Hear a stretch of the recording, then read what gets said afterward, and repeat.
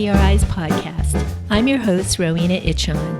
In this episode, Tim Anaya, PRI's Director of Communications, and I talk with Steve Hayward, longtime fellow with the Pacific Research Institute and one of our heroes, because he dares to teach political science at the ground zero of academic liberalism, UC Berkeley. Professor Hayward, who had a front row seat during the recent free speech clashes on campus, talks to us about his experience and his observations on academic freedom, political correctness, and safe spaces. He also talks about his new books, one on Harry Jaffa and Walter Burns called Patriotism is Not Enough, and his other new book, The Politically Correct Guide to the Presidents, Part 2. You'll also want to stay to the end to listen for Professor Hayward's wine recommendations. As a longtime resident of San Luis Obispo, he's got the scoop on the wines of Paso Robles. Thanks for joining us. Welcome to PRI's podcast, Steve. You've worked as a conservative academic for PRI and other institutions for nearly 40 years. Many of our listeners would be surprised to know that you are currently working at one of America's most liberal campuses, UC Berkeley. What brought you to accept this Berkeley position? What courses are you teaching, and what's your students' reaction? Right. First of all, did you really say 40 years? That's making me feel very old. People hear that I'm an inmate at UC Berkeley is the way I usually describe it. And they're kind of amazed and thinking, wait, is there some kind of, Star Trek parallel universe or something? How is this possible? Because it just seems so unlikely. And I never would have expected it. It's a long story that I don't want to go on too long about because it's not all that riveting. But I have to give people at Berkeley some credit. There are enough people there in the administration and in some of the academic departments who understand that they do have a problem with a lack of intellectual diversity. And I say they're actually better than a lot of small private liberal arts colleges that don't understand how they're wrecking higher education. But so to their credit, through a long chain of events, I got to talking with some people at Berkeley 2-3 years ago. At first, the idea was I might just come and visit for one semester. And by degrees, it grew into this proposal to have me come for 3 full years. And maybe longer, we'll see. 3 years is what's funded and what I'm contracted for. And so that's where I am. And, it's what do the fighter pilots say in combat? It's a target-rich environment. I mean, there is no shortage of craziness at Berkeley. And even the casual follower of the news will have seen what's gone on there in the last year. I was present the night of February 1st when they had the riot over the proposed Milo Yiannopoulos event. And I've been around here the last few weeks to see the strong police presence and all the fuss over Ben Shapiro and, other things that have been going on. That's sort of the background is, give a hat tip to people at Berkeley who say, we really do need to do something about the fact that we don't have much representation for non-liberal points of view. So what class are you teaching, Steve? And are you teaching at the law school? And what are the students' reaction to your course? Well, that's a funny thing. I'm doing both the law school, one class a year, and then I'm doing a couple of classes for the political science department for undergraduates. And it's been interesting that, first of all, I made a point a year ago when I first started there of baiting the Daily Cal, that's the student daily newspaper. I baited them into running 2 articles on what a horrible human being I am. One a news story and one an editorial. And I say baited them, I actually tricked them into doing these stories. They didn't realize they were doing me a favor. But I wanted the stories to get out there early, and it had the predictable effect. One of the courses I teach is a large lecture course on the Constitution and political science. I had room for 162 students, and over 200 signed up to take it. And some of them I turned out are liberals. And I talked to a few of them. And what they tell me we saw the news stories about you. And we thought it'd be neat to take your class because we're actually kind of tired of having the same viewpoint in every class we take. We'd like to hear something different. This is where I think campus liberals don't understand they're undermining their own position in the fullness of time, right? Because it makes them lazy. It makes their students lazy. So I had a lot of really good progressive students or, liberal students in the class. They sat up front. They liked to argue with me. We had a great time. They're all very good students. None of them were Berkeley students, by the way, are very smart. I'm really impressed with them as a whole. It should be as an elite university. And so the class was really good. I've done a class at the law school on executive power, and I'm doing a class this next semester on political leadership in the undergraduate department, as well as another class at the law school on, sort of advanced topics in jurisprudence. So you mentioned that you were there on that infamous evening when all of the Antifa protesters were clashing looting on campus and all of the property and physical damage occurred. Can you describe to our listeners a little bit of the scene that you observed on that wild night?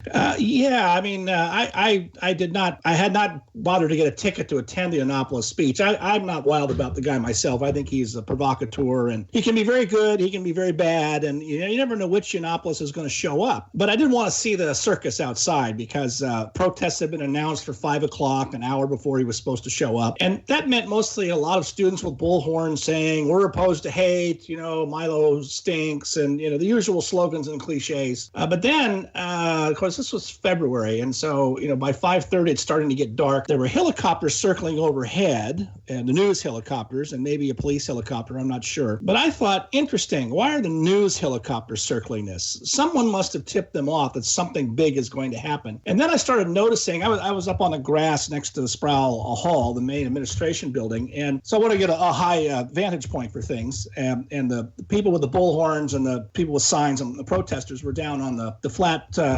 concrete surface by the trees and the Zellerbach Hall, as it's called, in Martin Luther King building. And I started noticing out on the periphery, a lot of people wearing masks, dressed in black, all with backpacks, some of them with, 3 or 4 feet long lengths of pipe, starting to show up from all directions. And you could see they were talking to each other on their cell phones or on, walkie-talkies or something like that. And it was pretty clear to me that something bad was going to happen. The police presence seemed way too light for what was going on. They had set up some barricades, just the sort of, metal kind like you might use to funnel an audience to a sporting event that were easily pushed over, right? And I thought, something bad's going to happen here. And sure enough, pretty soon they were starting to make a fuss. And I left before the fire started because I had a premonition that something bad was going to happen and I probably didn't want to be around. And it was only 5 minutes after I left the scene that they lit the generator on fire, that caught a tree on fire, started smashing windows. And then from there, the Antifa folks started marching down Telegraph Avenue, smashing windows. Someone had brought a sledgehammer along, which shows some foresight, and was beating on the ATM machines at the local Bank of America branch. And then from there, they went south down to Shattuck Avenue, which is the other big commercial area of Berkeley. So, and then what happened was that the police felt they were outnumbered. And I talked to a number of people about this, and what they said was the police have a formula for these things. And basically the formula is you always want to have the rioters outnumbered by a considerable margin, or you risk making it worse and creating more danger for both bystanders and for the police themselves. And so that's why the order went out for the police that were inside the building,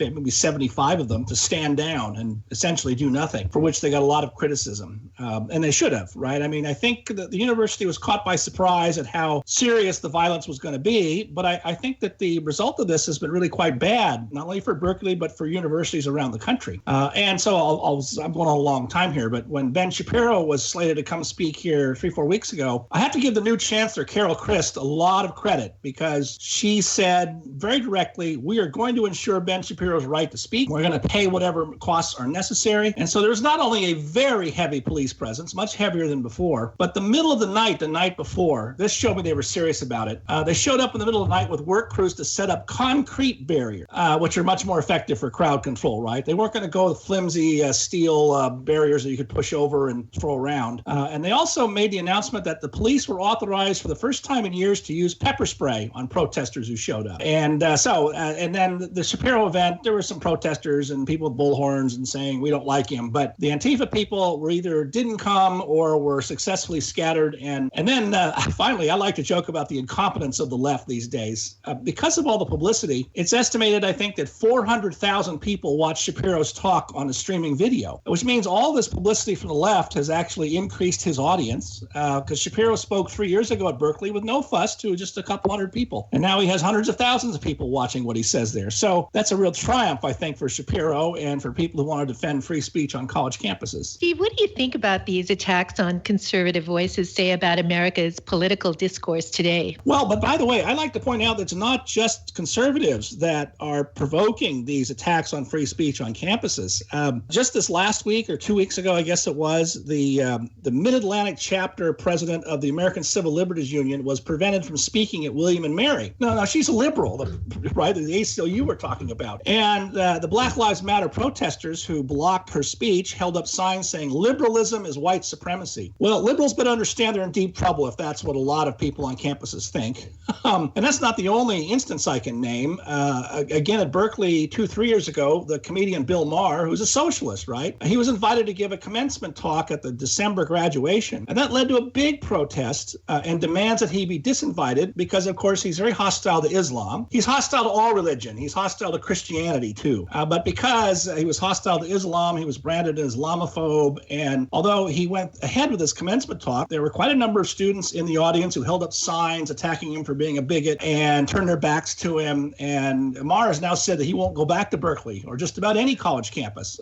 It's really surprising how fast that guy's moving to the right, even though I don't think he'll shed his socialism. And that's not the only example. So it's not just conservative speakers. That summons forth some of the cliches about hate speech and bigotry and all kinds of other silliness. But the campus left is now getting intolerant of anybody, even old-fashioned liberals who dissent from very narrow orthodoxy of identity politics today and, might say victimology. So, what's behind it is, I don't know. I mean, there's a whole lot of things. I think Trump has simply driven the left out of its mind. I think the left was already kind of crazy, but Trump has sent them around the bend. And part of it, I think, is a paranoia. Paranoia 50 years ago was said to be something that conservatives trafficked in. But I think a lot of people on the far left today think that the universities are about the only thing they've got left. Republicans dominate politics at the national and state level throughout most of the country. And Hollywood's looking a little shaky, needless to say. So the only thing they have left is the universities. And so I think they're hunkering down. And as I say, they're paranoid. I actually do see flyers around Berkeley with the really crazy leftists saying there's this Steve Bannon, Milo Yiannopoulos a fascist plot to take over Berkeley. As if this was, if they're going to get Berkeley that anybody really want to have, right? It's really very silly, but I think it is almost that simple to explain. So you mentioned the oft thrown around hate speech charges on campus. There's also a trend of students not wanting to go outside their quote-unquote safe spaces. But isn't this really what college is all about, to challenge students and broaden their perspectives? So what are your thoughts on this safe space trend? Well, as usual, I have somewhat complicated thoughts. First of all, you're quite right to say that universities are supposed to be the best places for dealing with controversial subjects. I like to tell people or say to people on campus, we actually have time. We've actually, if you're talking about a naughty subject in the classroom, you can talk about it for several weeks if you want to. You can do it calmly, but that's not what the left wants.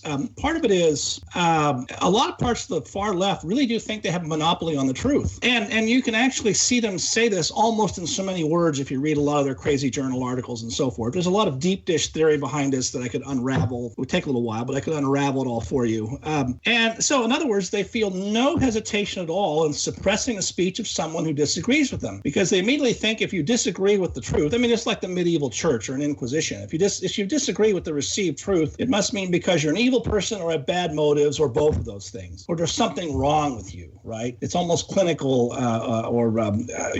clinical in its diagnosis of things. And if you think about that for a while, that is deeply inimical to any idea of reason and objectivity. And in fact, a lot of parts of the left actually say openly that objectivity is a myth, everything is socially constructed, et cetera, et cetera. Everything is just a struggle for power. And so if you understand things as a struggle for power, then you're going to want to use your power to shut down anybody that might be in the way of your gaining and using power. That's a lot of what's going on, is this very deep ideology. And there's a new thing I've just really spotted in the last couple of weeks. And what's the old playground saying we used to use when we were all kids? Sticks and stones may break my bones, but your words will never harm me. Well, now there's actually being built an empirical case saying that words do actually impose real physical harm on people, not symbolic, not that it just hurts your feelings, but there are a lot of sort of so-called neuroscientific findings about it affects your health to hear hate speech or bigoted speech. And so in other words, they're trying to make an objective so-called scientific case that hate speech should be regulated because it is literal violence, literal meant in the way literal is supposed to be used, right? Now, I'm very dubious about this research. I haven't had a chance to read very much of it yet. There's been this huge problem of replicability in a lot of social science and social psychology in recent years. So I'm very doubtful that these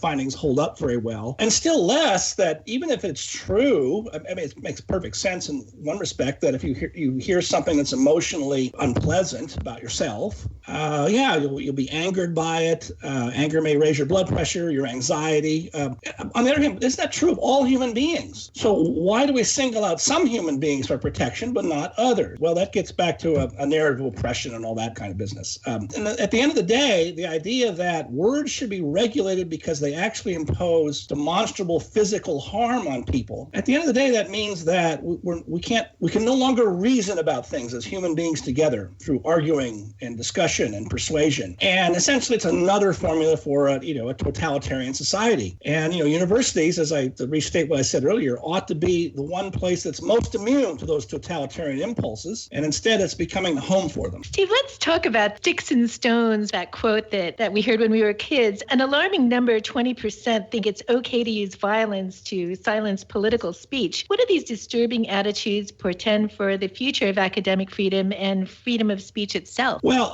look, if you really think and convinced that words constitute literal violence, then the next argument is I'm just exercising self-defense. That's what someone's saying about, I can use violence to stop speech that I think is hate speech. Never mind academic freedom. This is an argument that if it really catches root and we give a license to it, is going to result in a civil war. Maybe literally a civil war. It won't be geographic like the one we had. I think already you can see signs of this. There are conservatives who've said, and I understand this, but I think it's a mistake. They've said, well, let's give the left a taste of their own medicine. So you saw here 6 or 8 months ago, a couple of protesters disrupted last summer, I guess it was, the protesters who disrupted the King Lear production in Central Park that was depicting Lear, no, not King Lear, it was Julius Caesar. Sorry, I had the wrong Shakespeare play. They disrupted Julius Caesar because they had a Trump-like figure depicting Caesar who gets, his head cut off. And a couple of conservative activists disrupted the play, saying, here, have some of your own medicine. And then here just a few days ago, California's Attorney General was shouted down by some Trump supporters at Whittier College in Southern California. Same idea. If they're going to do it to us, let's do it to them and let them suffer by their own rules. And as I say, I understand that impulse, but I think it's a mistake because I think it legitimizes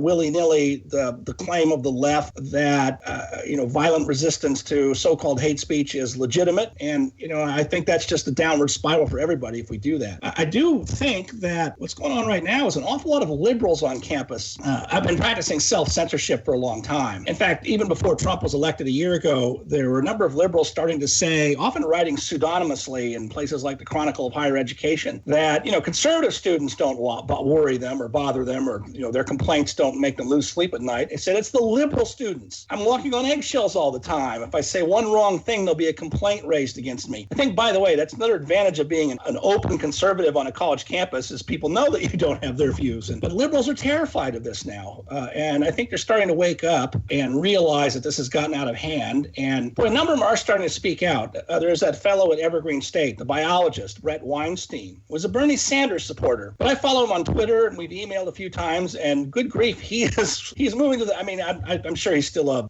for high taxes and maybe Obamacare and whatnot, in his policy prescriptions. But on these issues of higher education, he is switching to the right very fast and realizing that the radical left hold on the campuses is absolutely catastrophic. And there's other figures like him I can name. And the question is, are they going to, since liberals run universities, are they going to achieve a critical mass to put a stop to all this? As I put it, liberals run universities. When are liberals going to defend liberalism? And I think that's the big question in higher education today. Liberal commentator Van Jones gave a talk at David Axelrod's class at the University of Chicago, and he famously spoke out against safe spaces. And for our listeners who are interested, if you Google the talk, it's really a fascinating 5 or 6 minute soliloquy really on this issue. And he challenges the progressive students in the room to, quote, not be safe ideologically. I don't want you to be safe emotionally. I want you to be strong. Put on some boots and learn how to deal with adversity. What are your thoughts on his comments? Yeah, well, I think he's absolutely right. And by the way, someone else who said almost exactly the same thing is this fellow you may remember named Barack Obama. He made some very sensible comments on this a year or two ago, maybe two or 3 years ago. And of course, I think what you deserve about Van Jones is he's a very smart guy, but he's not been an academic, right? He's actually been out in the real rough and tumble of the political world. And I think that's part of the reason why he's so clear on this is that he has been out in the real world, even though his own views are pretty far to the left. And part of the problem is that, the universities really are an isolated bubble. And neither the faculty, the really crazy parts of the faculty, and there are too many of them. The faculty and a lot of these students that they radicalize really have very little understanding or connection with the real world. They've never actually had any pushback. Good for Van Jones, but, he's had to be on CNN and argue with people who disagree with him and other things he's done as an activist. And I think that explains why he's clear about this. And I think that'd be true of just about anybody. Even another interesting example recently that I'm following is this professor at Portland State University, Bruce Gilley. And Portland State's a pretty liberal place. I don't know how he got hired there. He's a conservative. I mean to ask him. And, he published this paper here in a peer-reviewed journal, an opinion piece, a month or so ago, defending colonialism. Now, he didn't say it was all great. He said, of course, there are lots of things wrong with it, but there's more things that we've forgotten about that we ought to notice were actually positive, like, parliamentary democracy in India. And, oh my goodness, 16,000 people signed a petition demanding the article be taken down. And the journal did take the article down after they received what they thought were credible death threats. Death threats are the coin of the realm these days, but the police actually at the campus thought the threat of violence might be genuine. And so, my goodness, you won't tolerate even a dissenting opinion like that. Lo and behold, the punchline here is that one of the persons who came to Professor Gilley's defense, of all people, was Noam Chomsky. You hardly get more radical than he does. And he said, no, this guy should be free to publish this. Some of his arguments are actually worth debating and not all completely wrong. And there's something deeply amiss here when a provocative article like this is suppressed by people. So when even Noam Chomsky says you've gone too far, guess what? You've gone too far. Steve, we've talked a lot about protest against conservative ideas on campus. Let's shift our talk to a little discussion on some of those ideas. Earlier this year, you released a new book called Patriotism is Not Enough, exploring how legendary conservative intellectuals Harry Jaffa challenged the liberal consensus on campus. Talk a little bit about your book and the legacy of these two academic giants to the conservative movement. Oh, gosh, yeah, that's let's see how I can handle it, because it was a complicated book. It's a short book, but it's complicated. I decided to write about those two men because I knew both of them pretty well. They had a long-running academic feud, which I thought was unfortunate. And they had been friends once back in the 1950s, very good friends before they fell out with each other. So there's a personal story there that was kind of fun of,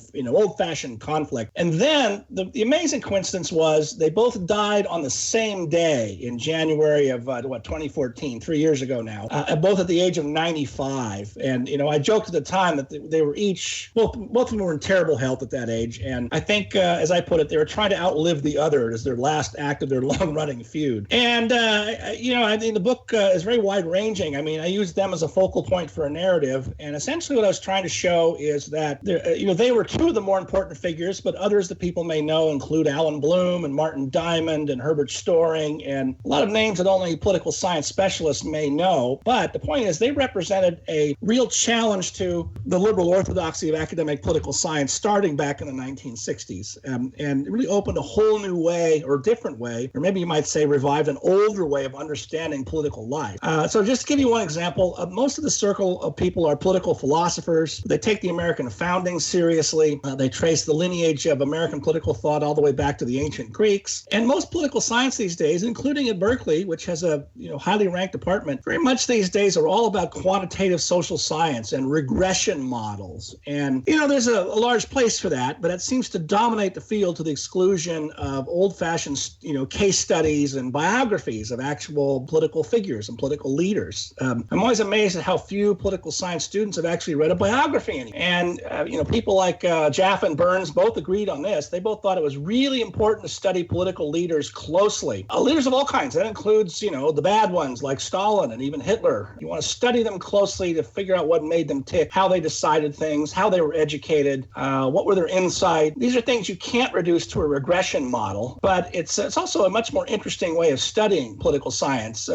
I've had some controversies here the last couple of years by pointing out that the number of political science majors is declining at a lot of universities. And I think that's because the subject has become boring. It's amazing that political science should be boring because just about anyone who's an engaged citizen has political opinions. But students get in these classes and they're learning mathematics. And they think, wait a minute, I didn't know this was politics. If I wanted mathematics, I'd be a math major. So I've had some interesting arguments online and elsewhere about this with a lot of academic political scientists. And so part of what the book was about was not only telling a story, but also trying to suggest there's other ways of thinking about political life. So staying with politically correct theme, you recently released another new book called The Politically politically incorrect guide to the president. Could you share with our listeners maybe one or two of your favorite politically incorrect anecdotes about the president that may have some of your students on campus looking for safe spaces? Well, I don't assign that book to students. I wrote that book for the Regnery publishing people who have had a long series of politically incorrect guides, as they're called, to all kinds of subjects, and they're very popular with homeschoolers. It's kind of pitched for advanced high school students, I suppose, and for a general readership. And it's actually the second volume.